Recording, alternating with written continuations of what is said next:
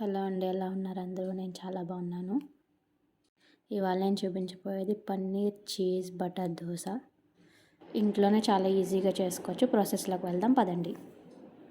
ఒక బౌల్లోకి paneer, cheese, onions, మిర్చి అండ్ బటర్ వేసుకుని మొత్తం అంతా కలిసేలా మిక్స్ చేసుకోవాలి. పన్నీర్ తురుముకునైనా వేసుకోవచ్చు. నేనైతే పీసెస్గా కట్ చేసి వేసుకున్నాను. అందులో నేను పీసెస్గా ఎందుకు కట్ చేసేసుకున్నానంటే తినేటప్పుడు కొంచెం పీసెస్ తగిలితే బాగుంటుందని నేను పీసెస్గా కట్ చేసి వేసుకున్నాను. మీకు కావాలంటే మీరు తురుముకొని కూడా వేసుకోవచ్చు.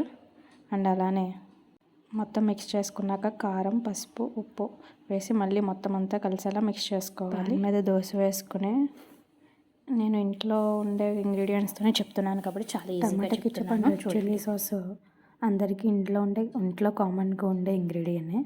సో మీరు మంచిగా ప్రిపేర్ చేసుకోవచ్చు. ఇలా నేను చూపిస్తున్న విధంగా మొత్తం దోశ అంతా అప్లై చేసుకుని నెక్స్ట్ మనం ముందుగా ప్రిపేర్ చేసుకున్నటువంటి పన్నీర్, చీజ్, బటర్ ఆ స్టఫ్ని మనం వేసుకుని దాన్ని మొత్తం అప్లై చేసుకోవాలి. ఇలా నేను చూపిస్తున్న విధంగా మొత్తం అంతా స్ప్రెడ్ అయ్యేలాగా తీసుకోవాలి. నెక్స్ట్ ఒక 2 మినిట్స్ దాన్ని కుక్ అవ్వనివ్వాలి. ఒక 2 మినిట్స్కి బటర్ మనకి బబుల్ కింద వస్తుంది. ఆ టైంలో మనం దోశని తీసేసుకోవాలి.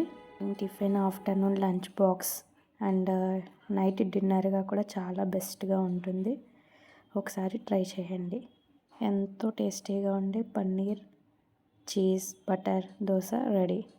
ఇప్పుడు మనం సర్వ్ చేసుకోవడానికి రెడీ అయిపోయింది పన్నీర్ దోశ. ఎమ్మీగా ఉండే paneer dosa is ready. Next time నా ఛానల్ని చూస్తున్నట్లయితే సబ్స్క్రైబ్ చేయడం మర్చిపోకండి. Please subscribe.